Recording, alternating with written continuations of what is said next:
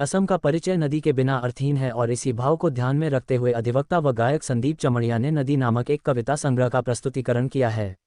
इस कविता संग्रह में नदी से जुड़ी हुई विभिन्न विषयों का एक सुंदर चित्रण किया गया है, जहां ब्रह्मपुत्र तथा उसकी अन्य सहायक नदियों के साथ जुड़ी हुई विभिन्न काल्पनिक, वास्तविक तथा और अन्य विषयों को लेकर एक सुंदर कविता संग्रह का निर्माण किया गया है। कवितार लगते गीत मातर लगतो तेओ खूब निजक आत्मीयतारे आगबढ़ाई दिसे आरो हे प्रथमे आजिर मध्यमनी सन्दीप चमड़िया डांगरियाय आमाक दुटिमान गीत परिवेशन करिब।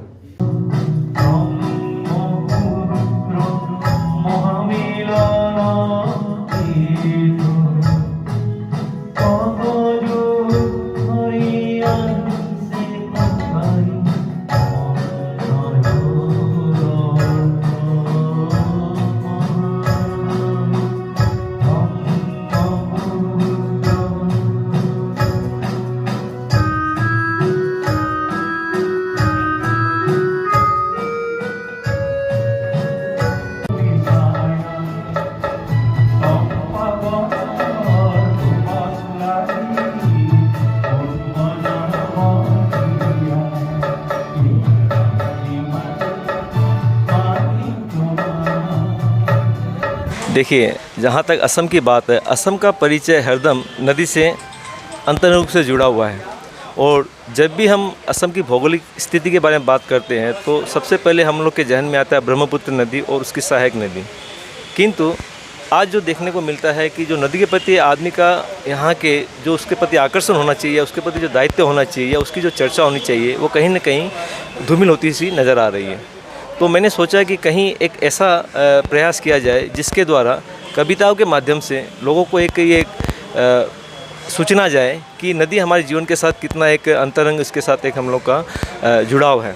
और इसी विषय को लेके वे नदी से जुड़ी हुई जितनी भी कहानी है, ऐतिहासिक हो या वास्तविक हो या बाढ़ से जुड़ी हुई या अन्य कहानी हो, इस सभी को मैंने समेट कर एक नदी नामक पुस्तिका का असमिया में एक अभी प्रस्तुत किया है, जिसमें 120 कविता है। और इन कविताओं में मैंने असम की जितनी भी छोटी मोटी बातें उसको मैंने समेट के यहाँ पे आज प्रेस क्लब में उन्मोचन की एक व्यवस्था की है। और जहाँ तक मेरा ध्यान है, लोगों को ये पसंद आएगा। देखिए, ये मेरा आज सौभाग्य कि ये मेरा पहला प्रयास है।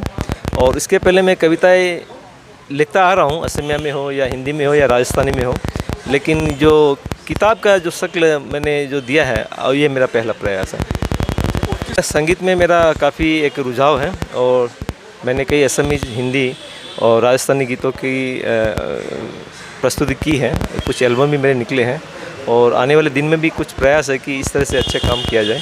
यही आप लोग का सभी का अगर आशीर्वाद मिला तो इस तरह की कोशिश आगे भी जारी रहेगी।